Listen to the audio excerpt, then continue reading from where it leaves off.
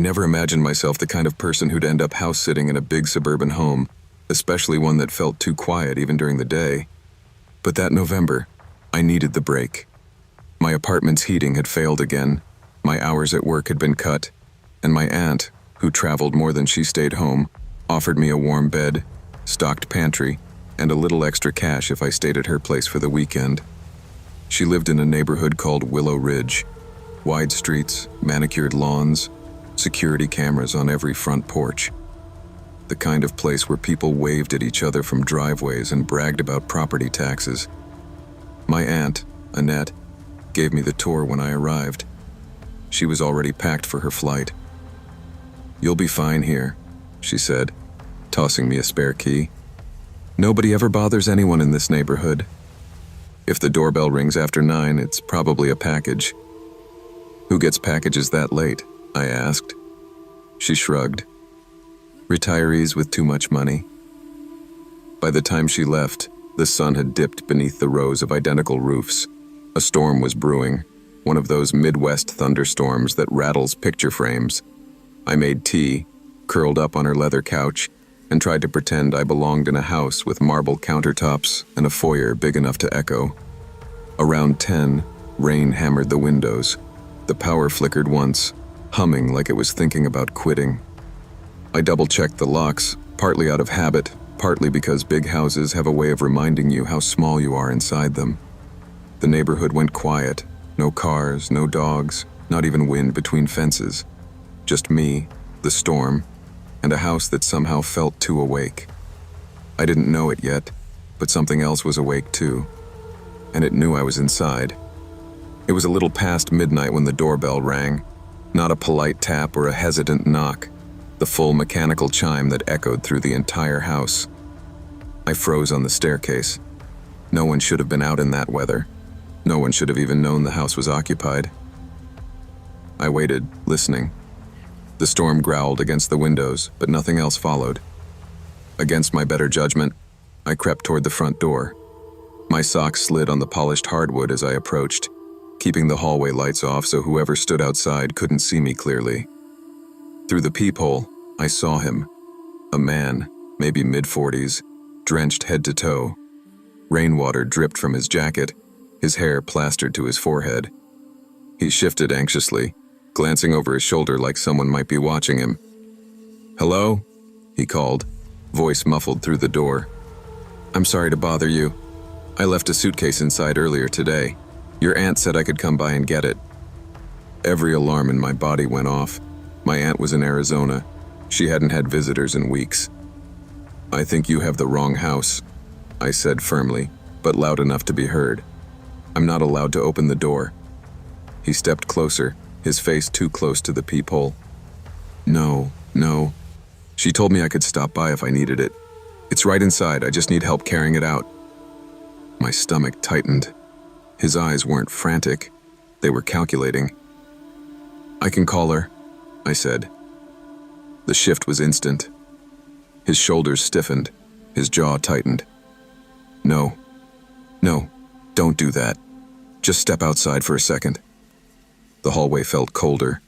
My heart pounded so hard I was sure he could hear it through the door. Something wasn't right. Something was dangerously wrong. I backed away from the door slowly, the same way someone might back away from a wild animal. I didn't answer, didn't explain, just moved deeper into the dark hallway. I switched off the last light, leaving myself in shadows. For a moment, the house was silent except for the storm. Then the doorknob rattled. Not a gentle test, a violent, jarring shake. Hey! He shouted from outside. "Just open up." The knob twisted again, harder this time. The door thudded in its frame. My breath caught. My aunt's house suddenly felt too big, with too many windows and too many ways for him to get in. My mind scrambled. Where could I go? Should I hide? Call someone? Would the police even come fast enough in this storm? "If you don't leave," I shouted, fighting to steady my voice, "I'm calling the police right now." The rattling stopped. For 2 seconds there was nothing. Just rain, thunder, and my heartbeat pounding in my ears. Then footsteps, Fast, splashing footsteps pounded down the driveway. I rushed to the window in the living room, peeking through a slit in the blinds. The man sprinted down the street, disappearing between rows of darkened houses. I locked every window, every door, rechecked them twice. After that, I sat on the couch with every light on, gripping my phone like a lifeline. I wanted to call my aunt, but it was nearly 1 a.m., and part of me still had a shaky hope that maybe, just maybe, this was some bizarre misunderstanding. But the truth sat heavy on my shoulders. He wasn't confused. He wasn't lost. He knew someone was inside, and that was the part that scared me most. The storm had cleared by dawn, leaving the neighborhood looking too peaceful, like a painting pretending nothing had happened. I barely slept. Every creak of the house jolted me awake, convinced he'd returned. When my aunt called from the airport 3 hours later, her voice was cheerful, oblivious. "How's the house? You settling in all right?" I exhaled shakily. Did you tell anyone I was staying here?" "No," she said instantly. "Why?" I told her everything. From the doorbell, the suitcase story, the rattling doorknob, to the way he ran into the storm when I threatened police. She grew quiet. "I don't know any man like that," she said. "And no one has a key but you and me." "What did he look like?" I described him. Every detail I could remember. She didn't recognize a single thing. "That's not a neighbor," she said firmly. "Nobody here would show up at midnight. People in this neighborhood call ahead before they even walk across the street." "Well," I whispered, "he knew the house was occupied." "How? My car wasn't in the driveway." "That's what scares me." I walked the property after our call. Nothing looked disturbed. No footprints, washed away by the storm. No sign of forced entry. But something still felt wrong, as if the house held the memory of the previous night. That evening, I turned on the porch camera my aunt had forgotten to mention. When I checked the recording, my blood chilled. The man had stood on the porch for nearly 5 minutes before ringing the bell, listening, waiting, almost testing the house. He'd leaned close to the door, like he was trying to hear breathing inside. And then, at one point, he looked straight at the camera and smiled. After I sent the footage to my aunt, she forwarded it to the neighborhood watch group and the local police. I wasn't expecting much, but a detective actually called me that afternoon. His voice was calm, too calm, like this wasn't the first story of its kind he'd heard. "We've had similar reports," he said. "Suburban neighborhoods are targets. People assume wealth means empty houses during travel seasons. The man you saw, he didn't want a suitcase." I swallowed. What did he want? He paused. "Entry. Once someone opens the door halfway, it's easy to force the rest." I felt the room tilt. "So he was trying to break in?" "Yes. And the story he gave you? That's a common tactic, claiming they've been inside before, claiming they know the homeowner, claiming you just need to step outside for a moment." My skin crawled. But how did he know someone was inside? "Some people watch homes for days," the detective said. "Lights, shadows, movement. Sometimes they knock just to test who answers." "And if I hadn't said I was calling the police?" The detective exhaled slowly. "Then you likely wouldn't be talking to me right now." That night, I didn't stay at my aunt's house. I packed my things, triple-checked the locks, and drove back to my drafty apartment, choosing broken heating over perfect silence. Days passed before my heartbeat stopped jumping at random sounds. Weeks before I could stand in front of a door without imagining a shadow on the other side. Even now, whenever I house-sit or stay alone somewhere unfamiliar, I move quietly, listening first, trusting the instinct that saved me. Because danger doesn't always break down doors. Sometimes it rings the bell and waits to see who answers. Always trust your instincts. If something feels wrong, it usually is. Safety isn't about paranoia. It's about recognizing that danger often hides behind polite voices, convincing stories, and familiar settings.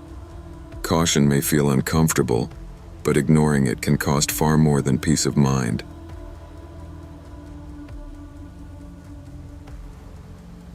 My cousin Caleb owned a home that sat on 10 acres of quiet farmland, a place so rural it felt like darkness had its own personality. Out there, night didn't just fall, it settled. Heavy, thick, like a blanket that smothered every sound after sunset. When he asked me to house sit while he visited his girlfriend in Colorado, I agreed mostly because I needed a break from my own noisy life. I was behind on rent, behind on sleep, and behind on everything that required having my head screwed on straight. Caleb's place was the opposite of the city. One long gravel drive, one barn, one old farmhouse that creaked like it inhaled and exhaled with the wind. No neighbors within shouting distance. The kind of place people romanticize until they spend a night there alone. The first 2 days were uneventful. I fed his cattle, watered the horses, walked his aging golden retriever Daisy, and spent my evenings reading in the living room while the crickets chirped outside. Peaceful in a way city people pay therapists to imagine. But the third night changed everything. The silence felt wrong. Rural quiet is usually layered. Bugs, distant coyotes, wind brushing through corn. But around 2 a.m., the house felt sealed off, like something was muffling the world outside. That's when I heard it. Creak, slow, steady, repetitive, the unmistakable sound of the porch swing moving. At first I assumed it was the wind, but the trees outside were unnervingly still. The leaves weren't even trembling. My stomach tightened as I sat up on the couch, holding my breath, listening. Creak, creak. Someone, or something, was sitting on that swing, and the house felt a lot less empty than it had an hour before. I moved quietly toward the staircase that led to the upstairs landing. Daisy, who normally snored through thunderstorms, lifted her head and let out a low, uneasy groan. That was my first real sign something wasn't right. From the landing, I had a clear view of the front porch through the arched window above the door. I leaned just enough to look. There were 2 figures sitting on the porch swing. They weren't talking loudly, but whispering, soft enough that it sounded like hissing between teeth. They faced the front door directly, like they were waiting for someone to open it. My breath caught in my throat. They were sitting so still that I wondered how long they had been there. Long enough that the motion lights should have triggered, except they never had. A cold realization hit me. They hadn't walked up recently. They'd been sitting there long before I heard them. I whispered to myself, "What the hell?" One figure, the one on the right, leaned forward just slightly, enough that I saw the faint outline of a hooded sweatshirt. The second figure sat straighter, hands folded in their lap. I flicked on the porch light.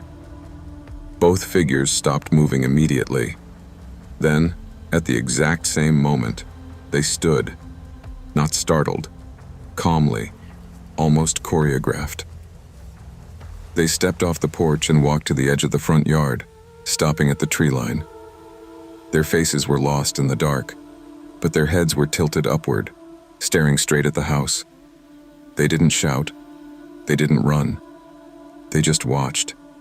I felt the kind of fear that makes your legs weak. Rural quiet suddenly felt like a trap. No neighbors to call, no chance anyone passing by might help. Just me, the dark, and 2 strangers who had no reason to be there. I grabbed my phone with hands that wouldn't stop shaking.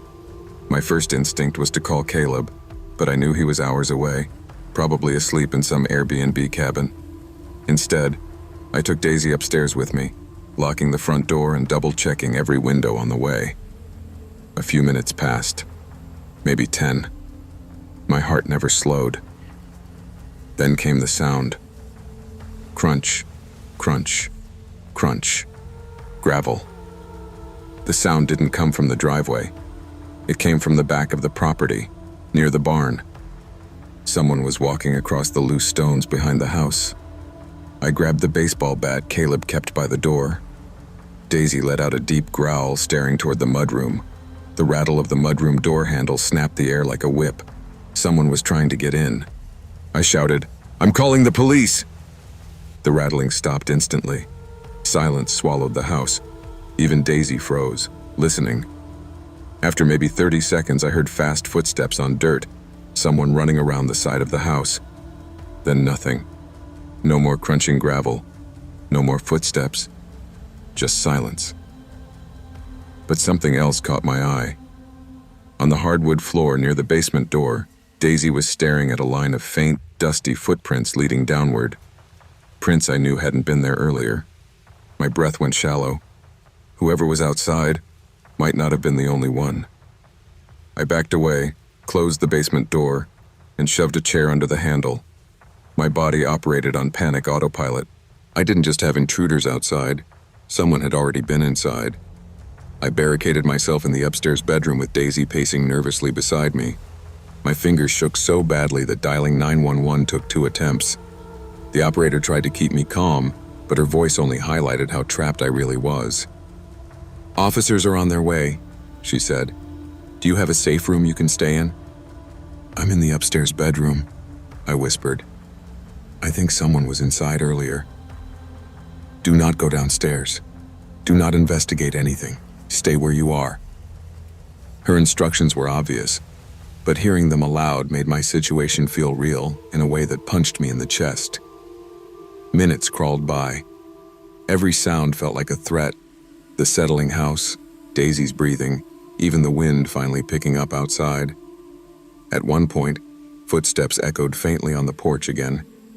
I held my breath, staring at the doorknob like it might turn any second. Red and blue lights finally flashed through the window. Relief flooded my entire body so fast I almost cried. Officers searched the porch first, then the barn, then the entire perimeter. Eventually, an officer knocked gently on the bedroom door. "You're safe to come out," he said. His voice was calm, but his expression told me he didn't like what they found. Outside, beneath the porch, officers pulled out a rumpled blanket, an old backpack, a plastic water jug, and the remains of a half-eaten sandwich. A makeshift camp, hidden in a space barely tall enough to crawl under. "They've been here a while," one officer murmured. "Days, maybe longer." My skin prickled. 2 people living under the house, walking the property at night, sitting on the swing, watching the front door, and I had been sleeping just a few feet above them. The police swept the property twice more before leaving, but they didn't find the 2 figures. They didn't find footprints leading away. They didn't find signs of forced entry. It was as if the pair had dissolved into the darkness once the flashing lights appeared. Caleb drove back the next day. He was pale when I told him everything, pacing the living room as he processed it. "You think they were squatting here?" he asked. "Maybe," I said. "But they weren't hiding from me that night. They wanted me to see them." He rubbed his jaw. "They must have been watching the house before you got here." "Probably," I replied. "Long enough to know when someone was inside." The basement footprints bothered me the most. They weren't bare. Not muddy. Just dusty. Like someone who'd been living under the porch had explored the house when no one was around. A chill ran through me every time I imagined a stranger walking through the halls, opening doors, watching the quiet life above them. Caleb installed more cameras, new locks, brighter motion lights. But even with new security, the house felt forever changed. Not just a home on open land, but a place where the dark had once held people I never saw coming. A few nights later, I returned to my apartment. City noise never sounded so comforting. Passing cars, arguing neighbors, sirens in the distance, all reminders that I wasn't alone. Because out there, in the quiet places, being alone isn't peaceful. Sometimes it's the exact reason someone chooses your house. Never ignore what feels wrong. Rural silence, isolated comfort, and familiar neighborhoods can hide people who watch, wait, and move in the spaces you assume are empty. Trust your instincts, secure your surroundings, And always take the unexpected seriously. Your safety depends on it.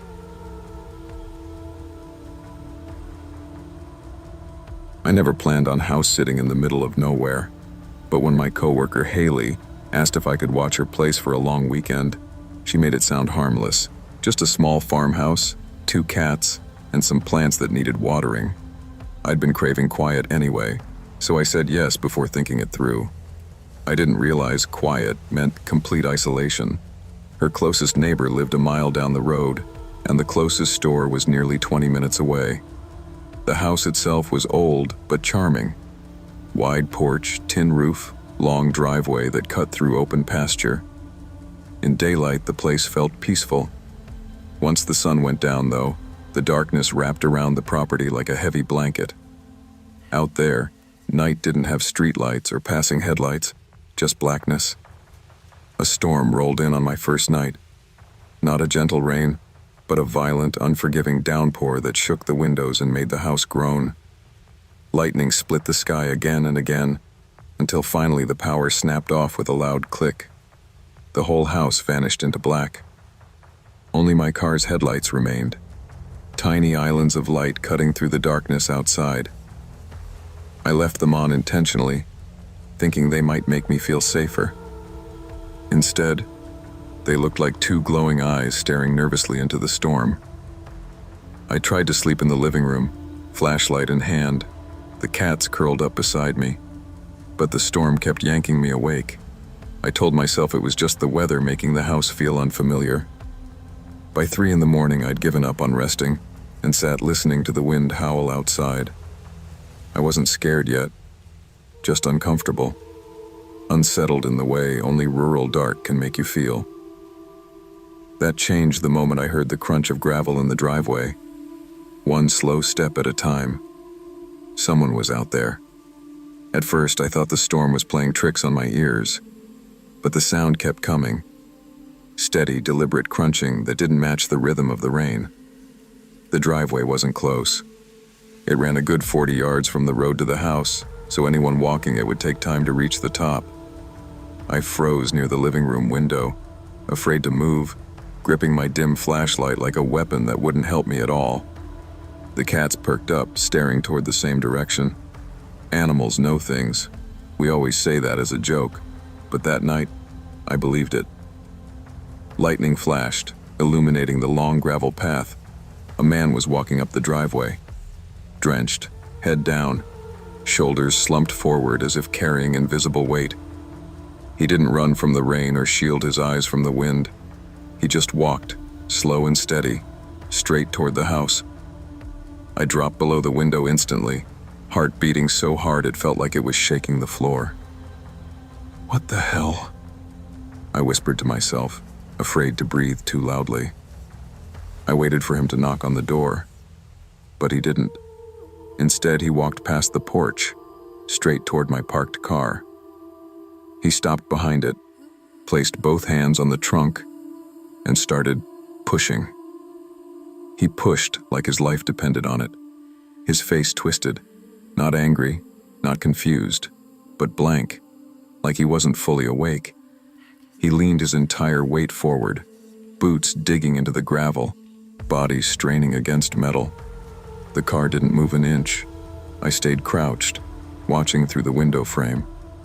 He never looked toward the house, not once. He never scanned the yard, never checked for lights or signs of life. He just kept pushing. Then, after what felt like an eternity, he let go. He stood still for a moment, as if listening to something I couldn't hear. Finally, he turned around and began walking back down the driveway, same pace, same posture, until the storm swallowed him whole. Only after he disappeared did I realize I'd been holding my breath. It took almost an hour for my nerves to settle enough to stand. I checked the locks twice, then 3 times.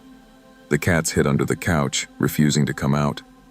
Every few minutes, lightning flashed just enough for me to scan the driveway, terrified the man might return.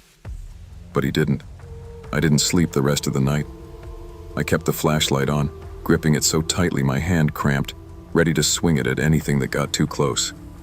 I tried to tell myself the stranger was just lost, confused by the storm. The problem was, nothing about his behavior felt confused. It felt purposeful, focused, driven by something I couldn't understand. When daylight finally crept across the fields, I stepped onto the porch with shaky legs. The storm had passed, leaving the yard quiet and washed clean. I looked toward the driveway, expecting to see footprints or drag marks or something showing the man had been there. But the gravel looked untouched. I walked to the car next, heart still pounding. My car was covered in water droplets and dust. But the trunk? Smooth. No handprints, no streaks, not even a smudge of dirt. Nothing indicated someone had touched it. I checked the ground around it. No boot prints, no scuff marks, no signs of anyone pushing a vehicle in the middle of a storm. I stood there longer than I needed to, trying to make sense of it all. I knew what I'd seen. I knew what I'd heard. But daylight had erased every trace. It was like the storm swallowed the evidence along with the man, or like he'd never been there at all. When Haley called to check on the animals later that morning, I kept my voice steady for as long as possible, about 10 seconds. "Haley, someone came up your driveway last night." She paused. "Like in a car?" "No, walking. During the storm, he pushed my car. Hard." "Pushed it?" she repeated, confused. "Why would he do that?"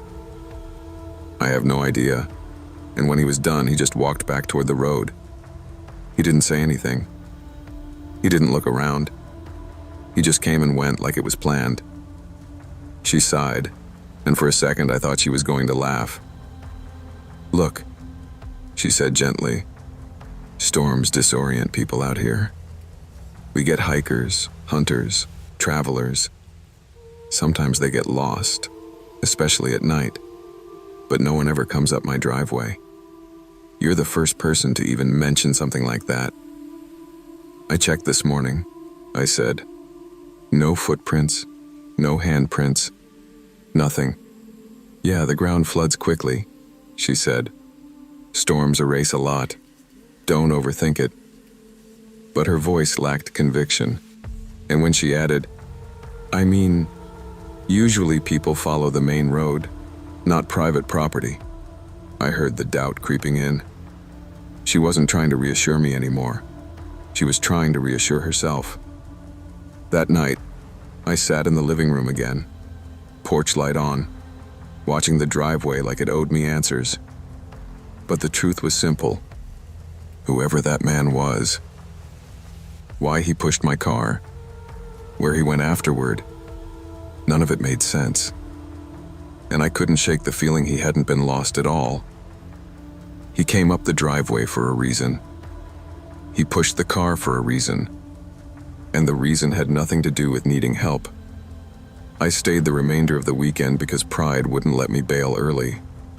But every night, I slept with the flashlight on, and the cats curled tightly against me. Every creak of the house made me jump. Every small rustle outside forced me to the window. Nothing happened. No footsteps. No visitors. No more blank-faced strangers walking through the storm. But the quiet didn't comfort me anymore.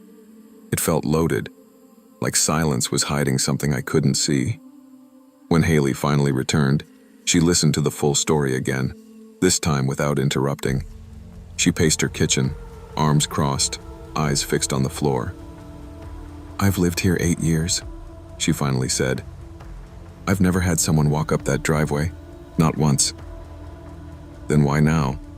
I asked. She looked at me like she didn't want to say her real thoughts out loud.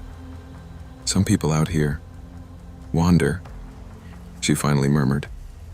"Storms make them act strange. Or maybe he just sleepwalked up a private driveway and tried to move a stranger's car," I said. She didn't answer. I drove home that afternoon, glancing at my rearview mirror more than the road. I kept expecting to see someone walking behind me, head down, hands reaching for the trunk. I still don't understand what happened that night. I don't know who he was or where he came from, but I know what I saw. And I know he wasn't stumbling around lost. He came up that driveway with purpose, and whatever pushed him there wasn't the storm. I've always thought of Maple Hollow as one of those neighborhoods where the world seemed to take a breath. Quiet streets, trimmed lawns, and houses spaced just far enough apart that you felt like you had your own little corner of peace. My aunt and her husband lived at the very end of the cul-de-sac, tucked between two empty lots that builders abandoned years ago when funding dried up. A line of old oak trees stood behind the property like a natural fence, tall enough to swallow the last bit of sunset every evening. When my aunt asked me to house sit for the weekend, it felt like the easiest favor in the world. Watch the place, water the plants, keep an eye on my little cousin Milo, who was staying with them for the month. Nothing complicated. I was 22, between semesters at community college, and grateful for the quiet. The first night went smoothly. Pizza, an animated movie, Milo falling asleep halfway through with his head on my arm. I carried him upstairs, tucked him in, and slept on the downstairs couch just in case he woke up scared in an unfamiliar place. By the second evening, I'd settled into the house's rhythm. The hum of the fridge, the creak of the back steps, the gentle sway of the oak branches brushing the roof. I remember thinking the house felt too calm, like a pause before something shifted. I didn't know yet that a stranger had chosen that same night to cross the empty lots, slip behind the oak trees, and let himself into the garden shed. But I would find out soon enough. And once I did, I would never think of Maple Hollow the same way again. It was a little after 10 when I saw it, the garden shed light flickering like a dying bulb before glowing steady. The shed sat about 30 feet from the back porch, far enough away that you'd need a flashlight at night unless you turned that one specific switch inside. My aunt mentioned once that the motion sensor used to work, but it burned out years ago. So when that light turned on by itself, a cold feeling crept up my spine. At first I tried to rationalize it. Maybe a raccoon bumped the door. Maybe Milo had wandered outside earlier and I hadn't noticed. Or maybe I was just tired, imagining things because the house was too quiet. Still, I walked to the back window, and that's when I froze. A man stood inside the shed, not moving, not pacing, just standing there in the middle of the floor like he was posing for a photograph. His head was slightly tilted, eyes fixed directly toward the house, as if he'd been waiting for me to look out. When he stepped forward, pushing the shed door open with this slow, deliberate motion, something inside me snapped into survival mode. I whispered, "Milo," and darted to the living room. He was curled on the couch, half asleep and confused as I scooped him into my arms. "What's happening?" he mumbled. "Shh, just stay quiet." I carried him upstairs, heart hammering so hard my vision pulsed with every beat. We reached the guest bedroom, and I knelt eye level with him. "I need you to hide in the closet," I whispered. "Stay there until I say it's okay." The second I shut the closet door, footsteps crunching on gravel echoed outside. The man wasn't in the shed anymore. He was coming toward the house. I dialed 911 with shaking hands, whispering into the phone while trying not to breathe too loudly. As I pressed the dresser against the bedroom door, I heard footsteps circling the house, slow, methodical, like he was mapping every window. Then came the tapping, soft, rhythmic, as if he was checking which pane might crack first. 911, what's your emergency?" "There's someone on the property," I whispered. "He was in the shed. I don't know how he got in. I have a child with me. Please hurry." "Stay on the line," the operator said. "Lock yourself in a room. Officers are on the way." I had the phone pressed so tightly to my ear I could hear my own pulse. Then the tapping stopped. Silence washed over the house, a heavy, unnatural stillness that made every nerve stand on edge. That's when the back door handle began turning. Slowly. Over and over. Metal scraping against metal. "He's trying to get inside," I whispered. "Do not engage. Do not go downstairs. Police are 4 minutes out." 4 minutes felt like 4 lifetimes. The handle stopped. For a moment, I thought he'd left. I almost convinced myself I imagined the entire thing, that maybe stress and shadows had filled in the blanks my brain didn't understand. Then gravel crunched directly below the guest room window. I stepped backward until my spine hit the wall. A faint scraping sound brushed the siding, like fingers dragging along the exterior. Then 2 muddy footprints appeared beneath the window, illuminated by the faint glow of the shed light still spilling across the yard. He was right below us, almost close enough to touch the glass. I clutched the phone, whispering, "Please get here, please." And finally, sirens sounded in the distance. Red and blue lights flashed across the house as 3 officers spread across the yard with their flashlights drawn. I rushed to the closet and pulled the door open. Milo's eyes were wide and glossy, but he didn't cry. He just clung to me with both arms around my neck. "It's okay," I whispered. "They're here now." Downstairs, one officer asked me to describe everything from the beginning. His partner checked each room, while another 2 searched the yard and the shed. After what felt like an hour, the officer returned, shaking his head. "No one's out there," he said. "But we did find this." He stepped aside so I could see the muddy footprints beneath the window. Clear, deep impressions of boots. Whoever he was real. And he had been close. Too close. Another officer approached from the shed. "You said the light came on by itself?" "Yes," I said. "I thought it was motion activated." "It's not," he replied quietly. "There's no motion sensor. Light switch is inside the shed. Someone had to flip it manually." A cold chill ran across my skin. They asked questions. Had I seen anyone around earlier? Did my aunt know anyone who might stop by? Had there been issues with trespassers? I answered everything, but each question left me feeling more unsettled. Because I knew what I saw. A man standing completely still. A smile that didn't belong to someone sane. The way he approached the house with patience, not panic. He wasn't looking to steal. He was looking to enter. And he didn't care who was inside.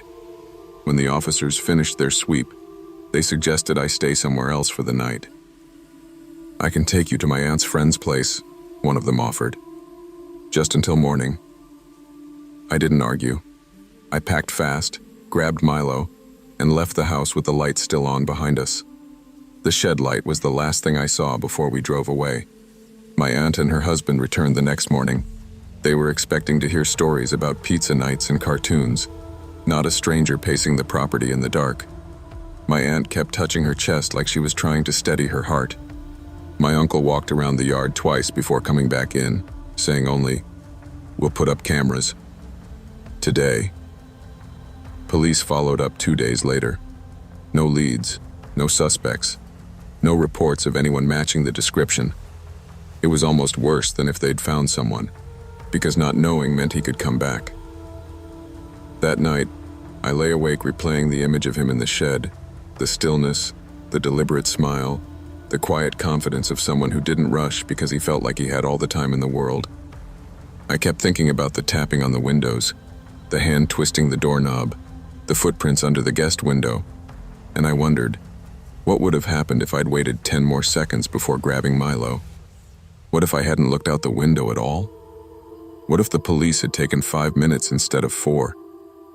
For weeks, shadows felt heavier. Silence felt sharper. Maple Hollow didn't feel like a neighborhood that took a breath anymore. It felt like one holding it. But slowly, life settled back to normal. The cameras went up. Extra locks were installed. My aunt never asked me to house sit again, not because she didn't trust me, but because she couldn't stand the memory of what almost happened. Even now, when I pass a garden shed or see a porch light flicker, something inside me tenses. But I remind myself I reacted fast, protected Milo, and stayed calm when it mattered. It doesn't take courage to avoid danger. It takes courage to keep living after you've seen it up close. I've always liked quiet places, but there's a difference between quiet and isolated. The cabin belonged to my family friends, the Harpers, who owned a hand-built log home deep in the Washington woods. So deep that cell service came and went depending on which step of the porch you stood on. They loved the solitude. I tolerated it. When they asked me to house sit for 3 nights while they took their kids on a long planned vacation, I said yes, mostly because I needed the break from my own apartment. They reminded me, half joking, everyone knows we'll be gone, so feel free to enjoy the peace. I didn't think much of it then.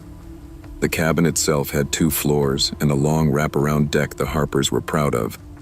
Below it was a spacious basement with storage, a laundry room, and a single narrow window that faced the trees. I'd stayed there before, but never alone, and never during storm season. The first 2 days passed quietly. I worked remotely from the living room, took their dog, Boone, on long walks, and listened to the rain hitting the metal roof at night. On the 3rd evening, though, the storm that had been rumbling in the distance finally moved overhead.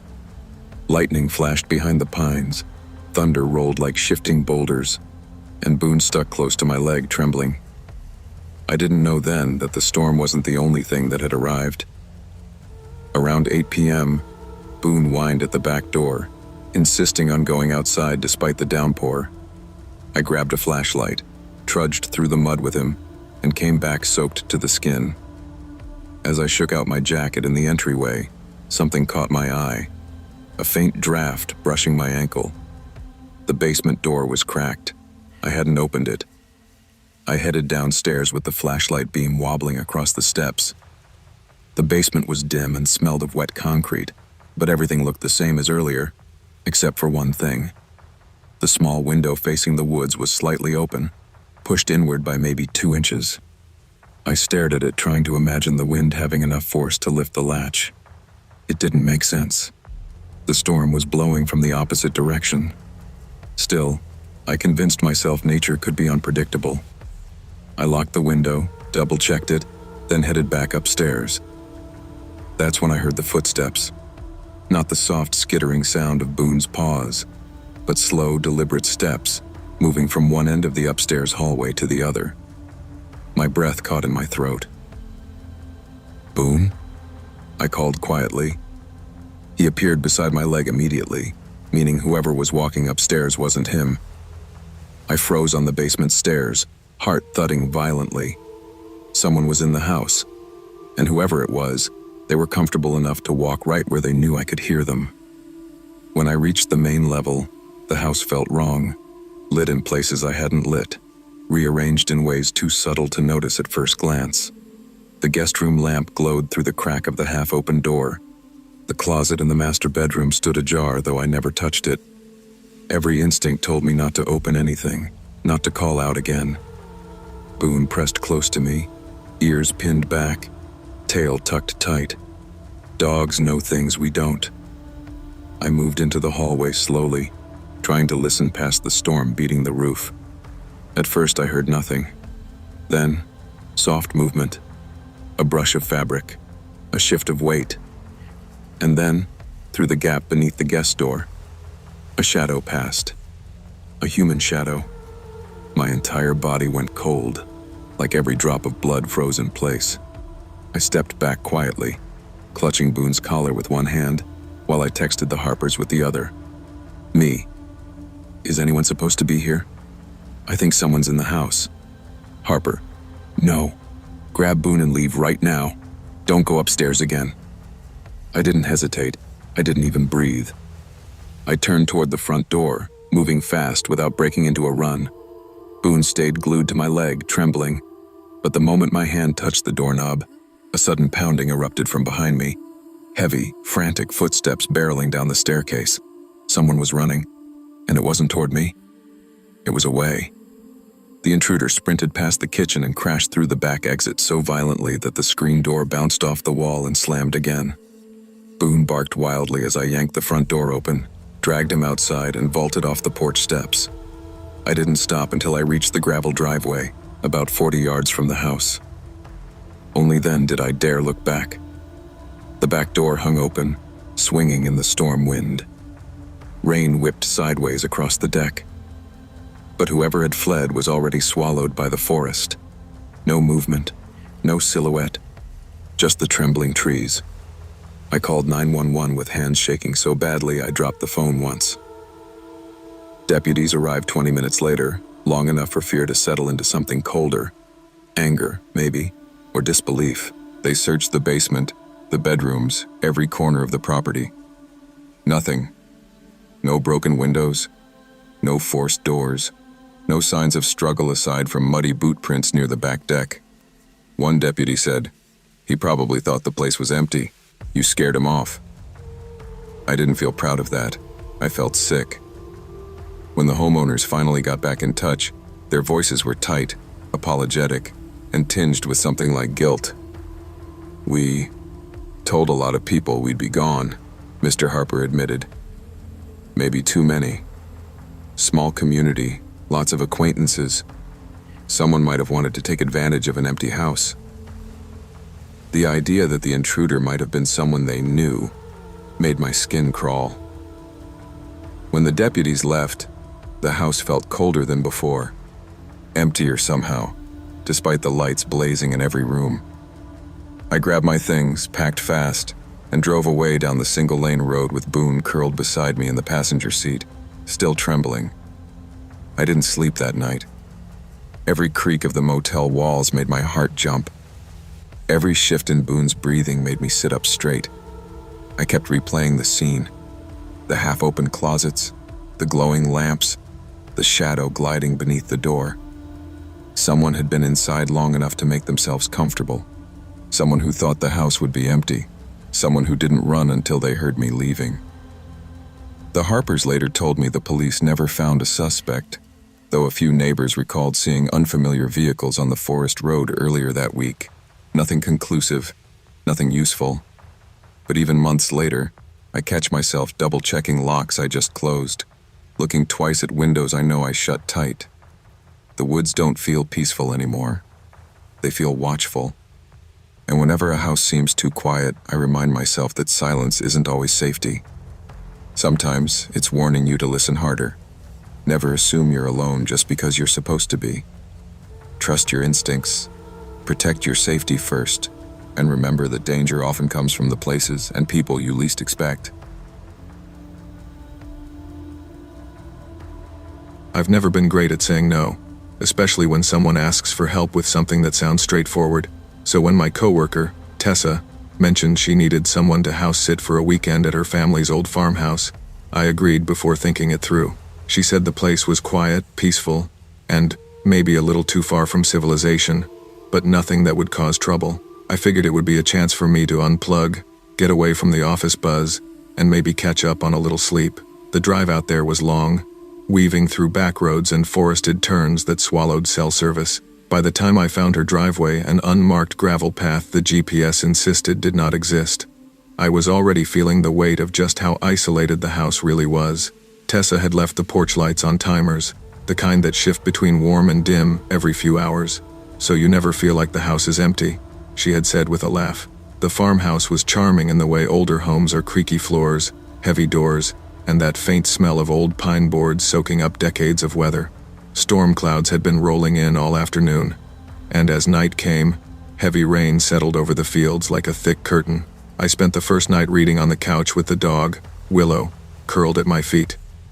Nothing unusual happened, but by the second night, after a draining day of driving back from visiting family, I returned to the farmhouse too tired to think straight.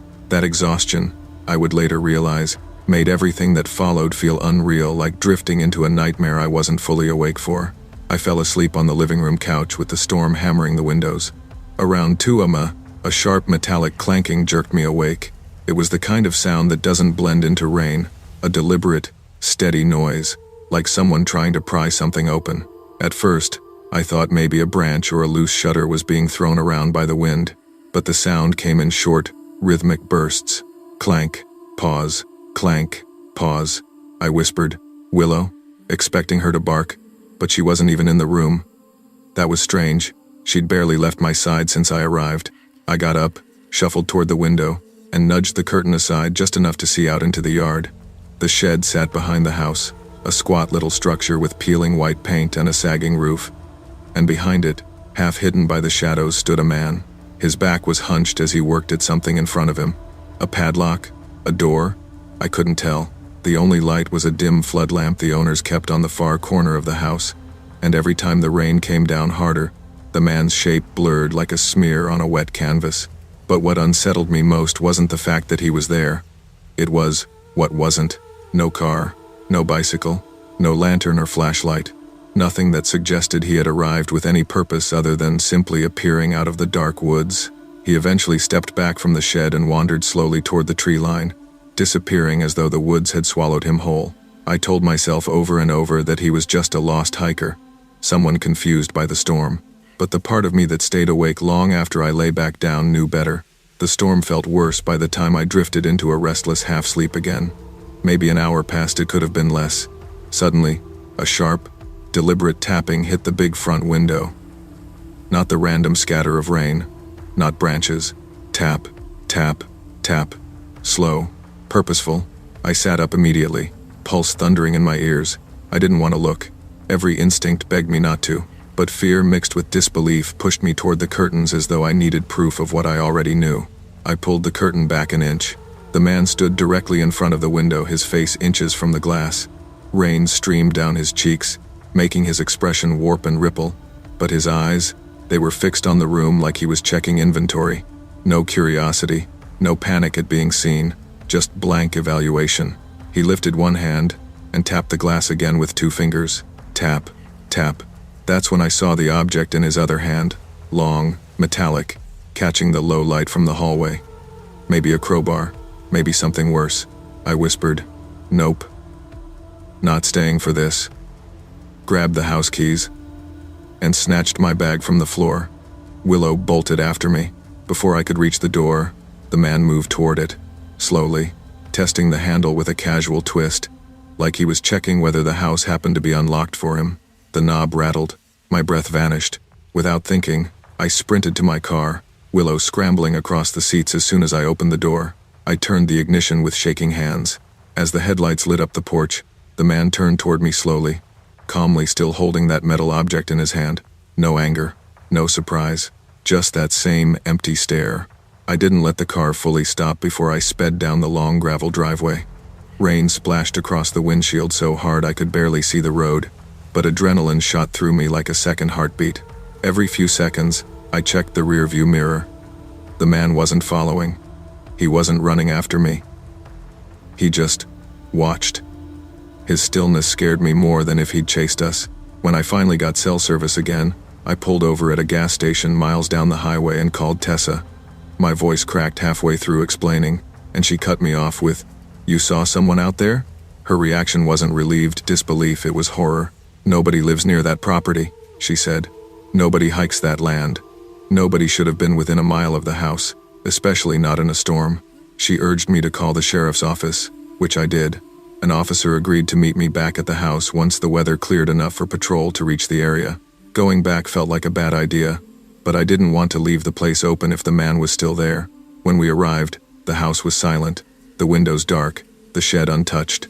The officer searched the property, the fields, the forest line.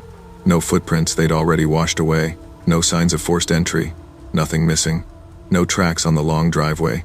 The officer finally said, "Could be a drifter passing through." Storm brought him close. Hard to say, but his tone made it clear he didn't believe his own explanation. Something about the man's presence, the lack of vehicle, the way he moved didn't fit any ordinary scenario. I didn't stay for the final night. Tessa insisted I go home, and I didn't argue. Even after driving hours away, I kept replaying the image of that man's expressionless face in the window. How calm he'd been, how unhurried. One part of me tried to rationalize it. Maybe he was lost, confused, not dangerous. But every instinct in my body had screamed that this wasn't a man looking for shelter. This was someone checking whether he had an opportunity. A warm, well-lit farmhouse sitting alone in the woods. No neighbors, no witnesses, no reason for anyone to show up except with bad intentions. For days afterward, I found myself checking my doors twice before bed, sometimes 3 times. I kept curtains closed even in places where no one could realistically be watching. The isolation I once found peaceful now felt like a hunt waiting for a target. Tessa later told me her family had the locks changed and installed motion lights. She also admitted quietly that she regretted ever mentioning to her extended circle that the house would be empty that weekend. Whoever he was, she said, he shouldn't have known anyone was out there. I agreed. And that's what frightened me most. Because some people don't need a reason to show up. Some people drift through the darkest places, looking for opportunities no one would hear them take. And out there, far from highways and signals and neighbors, you realize how thin the walls really are. I never planned on spending a stormy week alone in an old house at the edge of town, but I'd agreed to house sit for my cousin Melissa while she visited her parents in Colorado. She'd asked me months earlier, and at the time it felt like an easy favor. Water a few plants, feed the cat, keep an eye on the place. Simple enough. The house itself was built sometime in the late 42nds, all narrow hallways and creaky floorboards that complained with every temperature change. During the day, it had a kind of quiet charm, but at night, especially during storms, the place felt like it remembered every decade it had lived through and insisted on expressing each one in groans and pops. That night, I was sitting at the small desk in the upstairs guest bedroom, working on a deadline for a design project. The storm outside had rolled in without restraint, thunder cracking like splitting wood, rain hammering the windows hard enough that I kept checking to make sure they were actually closed. At first, every noise felt explainable. Houses settle, pipes groan, wind shakes things loose. But around midnight, a sound rose above the storm, something heavy shifting downstairs. It wasn't the casual settling of old wood. It was deliberate, like someone had pressed their weight into the floor. I paused. Fingers hovered over my keyboard, listening. The house went quiet again, too quiet given the storm. But when I leaned back in my chair, a second thump echoed through the stairwell. I felt it more than heard it. My stomach knotted. Probably something fell, I muttered to myself. Saying it out loud felt like a charm against anything worse. Still, I got up and stepped into the hallway, trying to convince myself I wasn't starting to panic. I flicked on the hall light, its yellow glow spilling down the stairs. Nothing moved, nothing shifted, but the silence felt wrong. I stood at the top of the stairs longer than I needed to, telling myself to stop overreacting. When you're alone, every noise feels sharper, like the house is tuning itself to your heartbeat. I forced myself to check the first floor anyway. Step by step, I descended the stairs, each creak under my feet reminding me the house had its own pulse. The living room was exactly as I'd left it, dim, still, untouched. The rain streaked down the windows so thickly that the outside world blurred into a smear of black and silver. I checked the kitchen next. Empty. The back door was locked. Everything was normal. See? I whispered. Wind, old house, nothing else. I made my way upstairs again, feeling ridiculous for letting my nerves get to me. Back in the guest room, I sat down at my desk, ready to finish my work and call it a night. Then came the sound right outside my door. Not a thump, not a creak. Footsteps, slow, heavy, human. My breath caught in my throat. The door was cracked open about 3 inches, just enough that the hallway beyond appeared like a thin slice of shifting shadow. I turned my head toward the opening. A figure, tall, broad, walked past the doorway. I froze so hard I didn't even blink. He moved calmly, like someone who belonged there, and stepped into the guest room across the hall. The door to that room stood slightly ajar, and I watched the shadow slip through it without a sound. My pulse hammered in my ears. Someone was already inside the house. Very slowly, I reached for the bedroom door and shut it quietly. My hands shook as I turned the lock. The moment the lock clicked, the quiet shifted. Footsteps charged toward me fast. The door vibrated as the intruder slammed into it with full force. I stumbled back, nearly falling. He hit the door again, and again. The old hinges groaned with each impact. "Hey!" I shouted, voice cracking. "Get out of here!" He stopped pounding, but didn't leave. Instead, he breathed long, heavy breaths, right on the other side of the door. Then silence, and the sound of him walking downstairs. My hands were shaking so badly I nearly dropped my phone when I dialed 911. Every muscle in my body tensed as I stared at the doorknob, half expecting it to start turning. I whispered to the dispatcher, trying not to make a sound that might draw the man back upstairs. "Someone's in the house," I said, voice trembling. "He was just at my door. He tried to break in. He's still here." The dispatcher kept me calm, kept me talking, told me officers were on their way, but every second felt like an hour.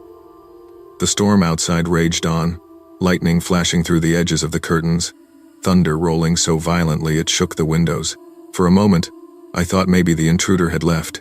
It was quiet, eerily quiet, until I heard movement downstairs, soft steps, a faint shuffle, something being dragged lightly across the floor, then total stillness again. I didn't breathe for what felt like minutes.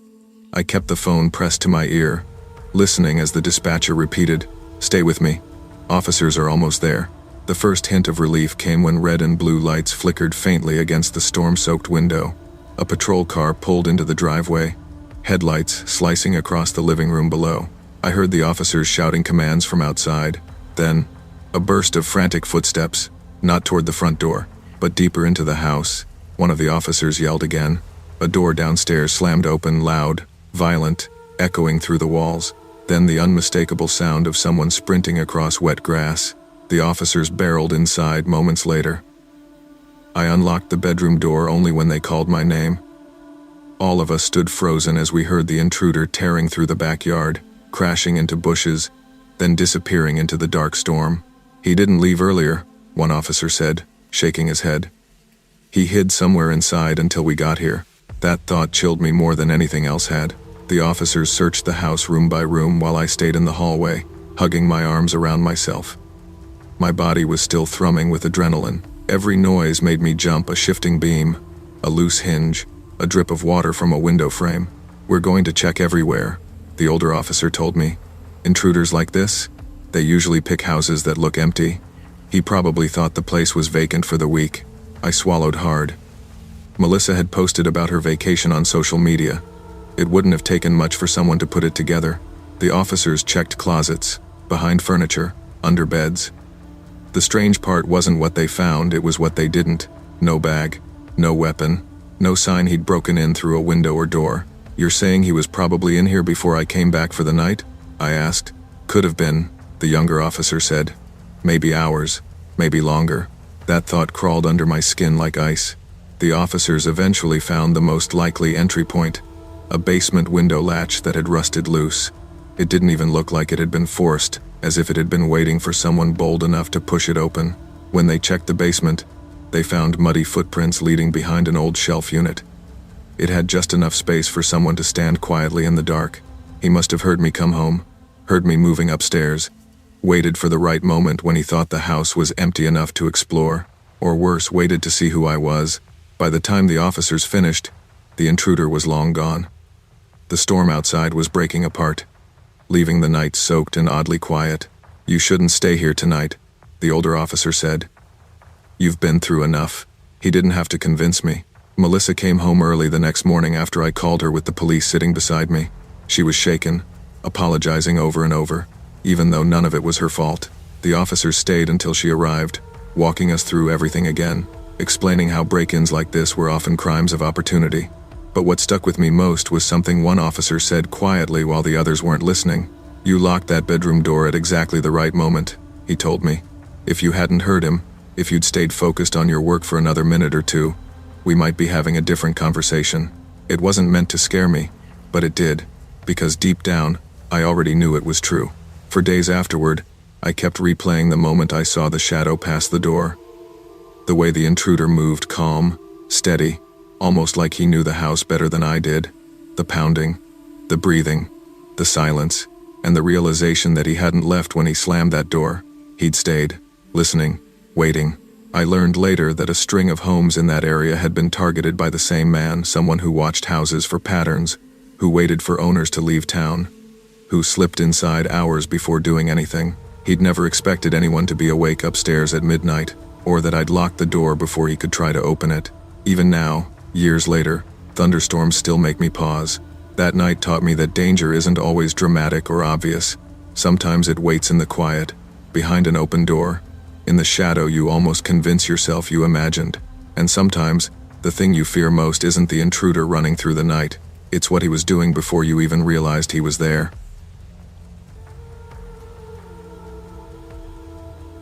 I'd agreed to house sit for my friend Jenna while she worked a week-long conference in Oregon. She'd just finished renovating her old 2-story farmhouse, new siding, new locks, New layout inside, and she was proud of the place. The location was the kind of quiet that used to feel peaceful to me. Long gravel driveway, a field stretching out behind the house, and only one neighbor about a mile up the road. I thought the week would be easy. Feed her dog, Milo. Keep the lights on. Pretend the creaks and hums of the old bones of the house were normal. The first night passed without issue. Just the usual farmhouse sounds and the wind pushing against the eaves. But on the second night, as I was cleaning up the kitchen after a late dinner, something shifted. A heaviness, the kind of silence that makes you stop and listen without knowing why. At exactly midnight, there came a knock, 3 slow, evenly spaced knocks at the front door. It wasn't loud, but it felt practiced, intentional. Milo lifted his head and whimpered. I walked to the door, my pulse picking up, and looked through the peephole. A man stood on the porch wearing a windbreaker, holding a clipboard. He gave a tight smile.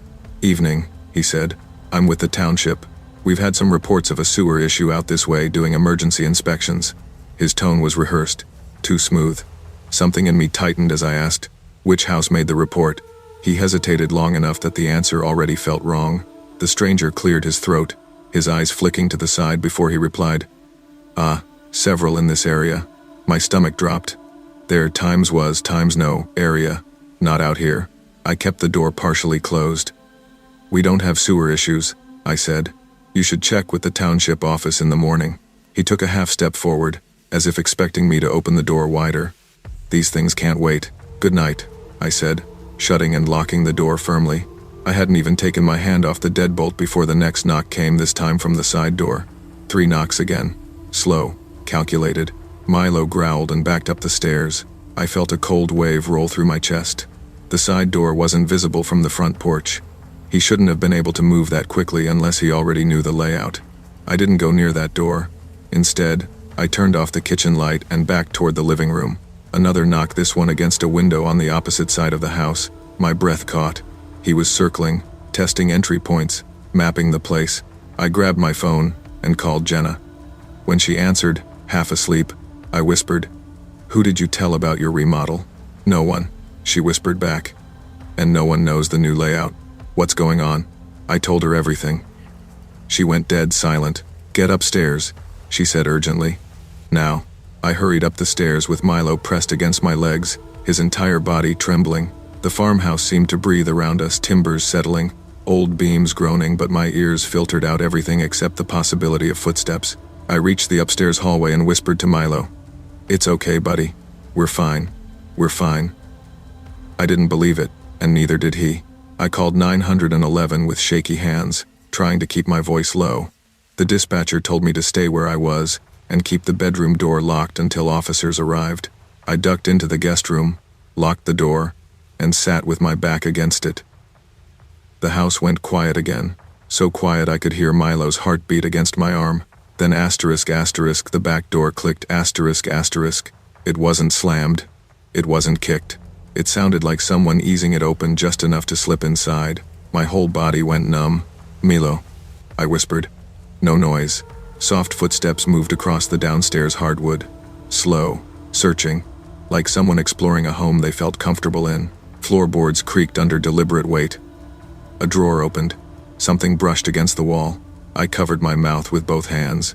Milo pressed his head into my lap, shaking violently.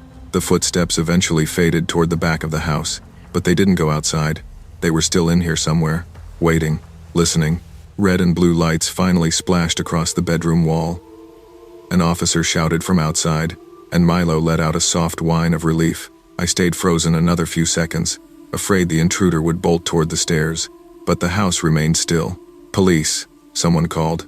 "If anyone is inside, make yourself known." I cracked open the bedroom door. "Upstairs," I called shakily. 2 officers ran up to me, ushering me and Milo to the hallway. They moved through the house in a coordinated sweep: first floor, closets, basement, crawl spaces. Every room was checked twice, but the intruder was gone. The back door stood slightly ajar, a faint trail of muddy footprints leading into the yard before disappearing into the field. "He knew we were coming," one officer muttered. "Bolted the second our lights hit the driveway." Another officer knelt by a window. "We've got pry marks here, and here." He checked 2 more. He tried 3 different entry points before he found one that gave. The worst discovery came at the back door. "Prince," the younger officer said quietly.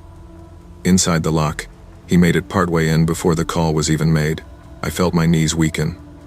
"So he was already inside?" "Yeah," the officer said grimly.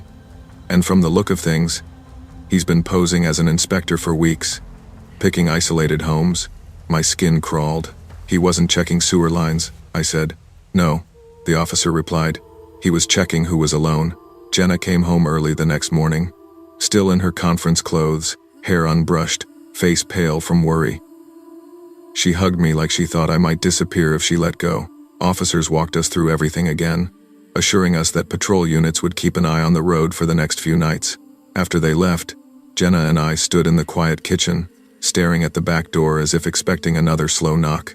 "I'm so sorry," she whispered. "I shouldn't have asked you to stay here alone." "It's not your fault," I said.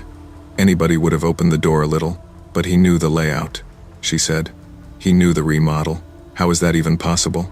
We didn't have an answer. Maybe he'd watched the place for days. Maybe he'd slipped inside before the remodel and memorized the structure. Maybe it was simpler and scarier than that. Some people study isolated homes the way hunters study patterns. What stayed with me wasn't the knocks or the footsteps. It was the idea that he had stood on the porch, smiling like a professional, clipboard in hand, while knowing exactly what he intended to do inside. For nights afterward, any small sound made me jump. Even now, I double-check every lock before bed. Trust feels different after someone tries to wear a uniform of authority just to get close. Sometimes danger doesn't break the door down. Sometimes it knocks, slowly, politely, and with a smile. I'd always been a night runner. Something about the world going quiet made it easier for me to think, to breathe, to shake off the noise of the day. So when I agreed to house sit for a family friend, Mrs. Callahan, in her quiet suburban neighborhood, I stuck to my routine. The area felt safe, streetlights on every corner, sprinklers humming at odd hours, the occasional dog barking behind a fence. Nothing ever felt threatening. Her house backed up to a small nature trail that looped around the neighborhood. It was wide enough for bikes, shaded by tall pines, and mostly empty at night except for the occasional late walker. I'd run it dozens of times before, and I never had a reason to feel uneasy. But this particular week, I was stressed, work deadlines, personal stuff, and running helped me clear my head. That night, around midnight, the air was cool, the sky moonless, and I set out with my headphones around my neck, listening to my own footsteps crunching on the gravel. I remember thinking it was unusually quiet. No distant cars, no porch lights clicking on, nothing. I turned onto the nature trail, expecting the usual calm. Instead, I saw him. A man stood completely still on the path ahead, maybe 50 feet away. He wasn't walking a dog, wasn't holding a phone, wasn't doing anything except facing in my direction, his posture rigid, head slightly lowered. At first I thought he might be waiting for someone, but something about how unmoving he was made me slow down. As I jogged past, he didn't step back or greet me. He just slowly turned his head to follow my movement, as if tracking me. And for the first time ever during a night run, I felt truly watched. I sped up without meaning to, pretending I didn't care, pretending I wasn't unnerved, but the sensation of his eyes following me lingered long after I passed him. Probably just some guy, I told myself, maybe waiting for his dog, maybe drunk, maybe weird but harmless, but uneasiness sat under my ribs like a weight. I decided I'd do one more loop and head back early. When I rounded the trail again 5 minutes later, I scanned ahead for the man, partly to reassure myself he was still there, partly hoping he wouldn't be, but he wasn't. The trail was completely empty. There was no sound of footsteps, no rustling of leaves, no retreating figure. Just moonlight scattered through the branches and my own breathing. I slowed to a walk, turning in a slow circle, listening. Nothing, not even the wind. He couldn't have walked past me, I'd have heard gravel crunching. He couldn't have slipped off the trail quietly, thick brush bordered both sides, and he definitely couldn't have run back the way he came without me noticing some movement. Yet he was simply gone. A chill worked its way up my spine. That primal, ancient instinct whispered, "You need to leave." I left the trail and jogged the rest of the way home, glancing behind me far more than I'd like to admit. The houses looked ordinary, calm, porch lights flickering in the distance. When I reached the Callahan house, I stepped inside quickly and locked the front door. Milo, their golden retriever, padded up to greet me, tail wagging lazily. His presence helped, but not enough. Then came a soft scraping sound right outside the door. I froze, and when I looked through the peephole, my breath left me in a single violent jolt. It was him. He wasn't knocking, wasn't talking, wasn't shifting his weight or fidgeting. He just stood on the porch facing the door like he had followed a trail of breadcrumbs straight to me. His face was expressionless, eyes blank but unblinking, as though he'd known exactly which house I would enter. My voice caught in my throat. I stepped back slowly, careful not to make noise, and Milo let out a low whine behind me. The man didn't react to the dog or the sound. He kept glancing left and right, like he was waiting for someone else to show up or like he was deciding whether to move toward a different entry point. I ducked behind the kitchen counter and dialed 911. My voice shook as I whispered to the operator. Someone followed me home. He's standing right outside the door. Is he attempting to break in? She asked. No, but he shouldn't be here. He followed me from the trail. He was watching me. I swallowed hard. Please send someone. She assured me officers were on the way. I could barely hear her over the pounding of my own heartbeat. I peeked through the window that looked onto the porch. The man had tilted his head slightly, like he was listening for movement inside the house. When the distant sound of a patrol car siren echoed down the street, I thought, finally, he'll run. But he didn't. He didn't flinch, didn't turn, didn't react at all. Even as the cruiser pulled right up to the driveway and 2 officers stepped out, the man stayed rooted, staring blankly at the door as though the world around him didn't exist. Only when one officer got within arm's reach did the man slowly blink, as if coming out of a trance. From the window, I watched the officers talk to him, or rather I watched them try to. The man barely responded. He looked confused, detached, like he wasn't fully present. When they asked for his name, he said he didn't know. When they asked why he was on the porch, he looked at the house, then back at them, and muttered, "I thought, something." His voice trailed off. "Sir, were you following the resident?" one officer asked. The man blinked slowly. "I was walking." I wrapped my arms around myself, still shaking. Milo leaned against my leg, sensing something was wrong. After another minute, one officer knocked on the door. I opened it hesitantly. "You okay?" he asked. "Just scared," I admitted. He followed me from the trail. He was just standing there watching me. The officer nodded sympathetically. "I understand. But here's the problem, he hasn't broken any laws. He didn't trespass beyond the porch, didn't threaten you, didn't attempt entry." I stared at him, disbelief flooding through me. "So, what? He just gets to walk away?" The officer sighed. "We can escort him off the property. We can ask him to move along. But we can't detain him without cause." I watched helplessly as they guided the man down the walkway. He didn't resist, didn't argue. He just walked as though he had no idea why he'd come in the first place. But before he got into the patrol car for a courtesy transport, he turned his head slowly, deliberately, and looked back at the house, looked back at me, not angry, not curious, just remembering. The officers didn't notice, but I did. The house felt different after that. The kind of quiet that doesn't comfort you, it presses against your skin. Every creak sounded like footsteps, every shadow felt too close. Milo refused to leave my side, even when I showered or tried to sleep. The police returned once more the next day to ask a few follow-up questions. They said the man had no ID, no address to provide, and no record they could find from his initial responses. They let him go after he insisted he wasn't trying to harm anyone. He didn't meet criteria for detainment, they repeated. He wandered off. Wandered off. Those words haunted me. That night, I sat on the couch with every light on in the house, listening to the faint hum of the refrigerator and the ticking of the wall clock. Normal sounds, familiar sounds, but I couldn't shake the image of him standing perfectly still on the trail, turning his head as I passed like he'd chosen me from the moment he first saw me. When Mrs. Callahan returned 2 days later, I told her everything.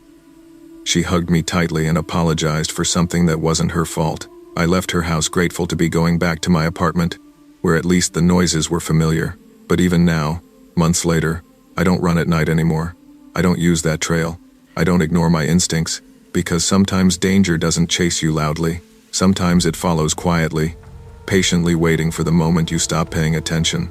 And sometimes the scariest people are the ones who never say a single word. Always trust your instincts. Your body notices danger long before your mind rationalizes it. Awareness, boundaries, and caution are not paranoia. They are tools that protect you in moments when silence can hide real threat.